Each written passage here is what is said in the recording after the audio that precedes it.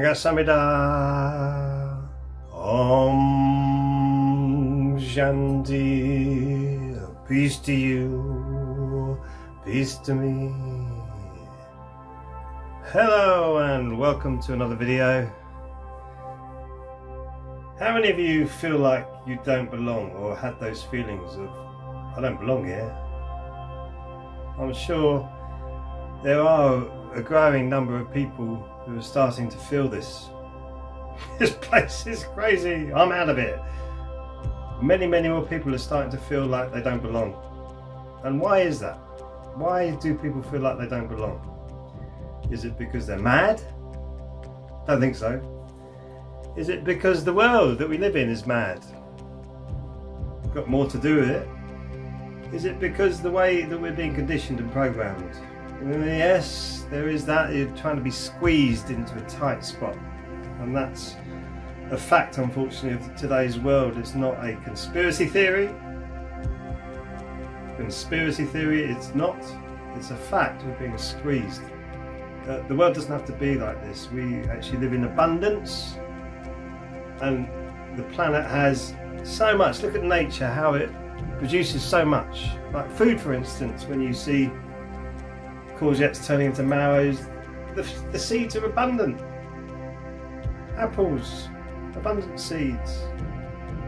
All the fruits and vegetables, when you start to grow your own food, we live in abundance. Do you think they feel unworthy when those seeds are being grown and there's many of them?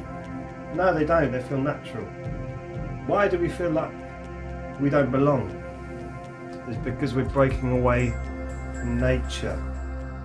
We feel unworthy. We feel like a lesser being, inadequate and downtrodden. Well, all these feelings were part of my life when I was younger.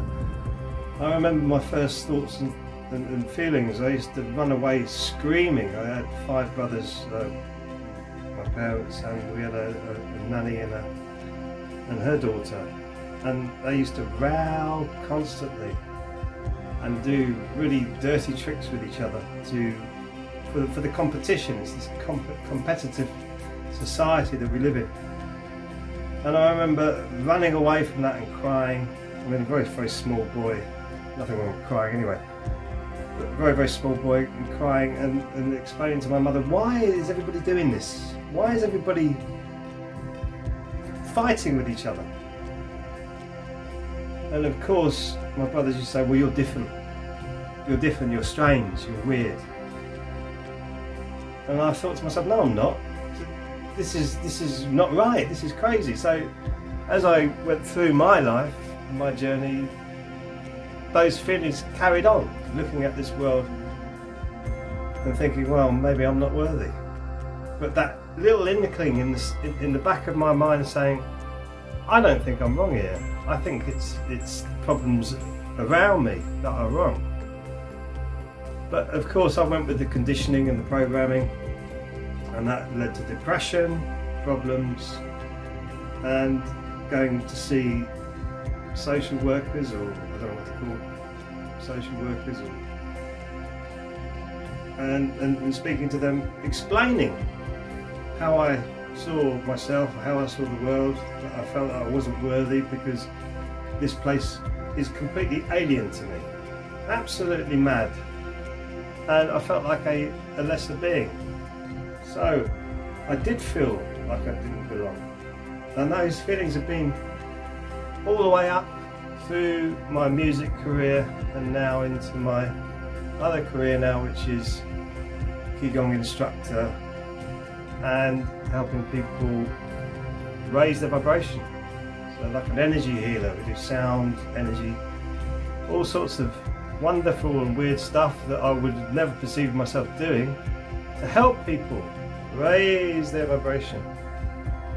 And now I feel like I do belong.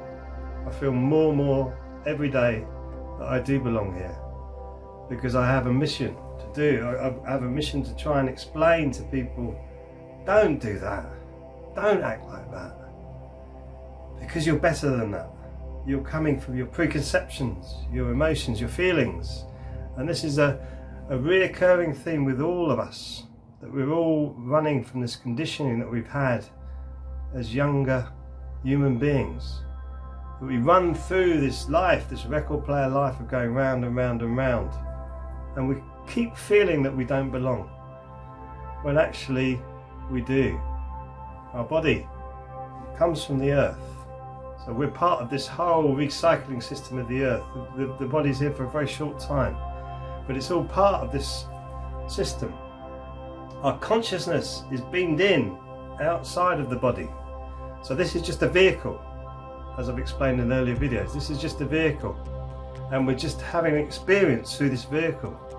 So why shouldn't you be worthy of this experience? Why shouldn't you be worthy of abundance? Nature gives us abundance. Who is stopping that abundance from happening? Well, it's incredible when you look at the restrictions in the world.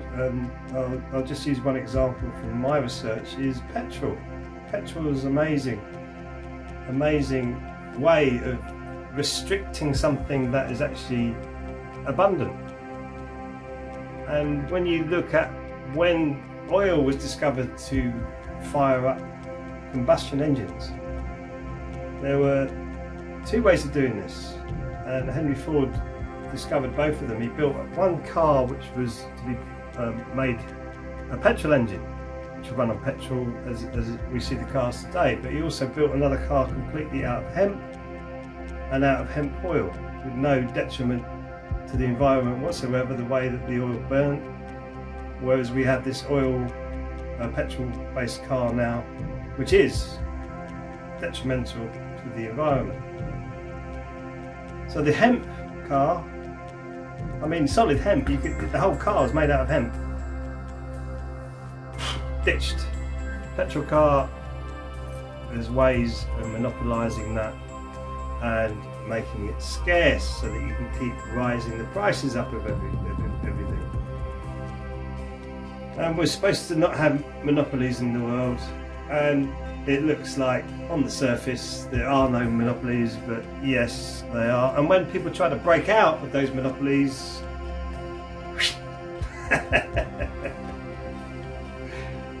no more. Yeah, it's incredible when you see the monopolies and how they work. So we're being pushed into this position where human beings should be abundant. And no wonder so many of us feel unworthy. We feel like we don't belong. You do belong. You have so much to offer. You don't know how much you have to offer people until you start giving people information, ideas, thoughts that will empower them. And then when you start to do that yourself, it doesn't have to be in the most profound way. You don't have to be the Buddha, you don't have to be Krishna, you don't have to be any great enlightened spirit. You can help people in the smallest of ways.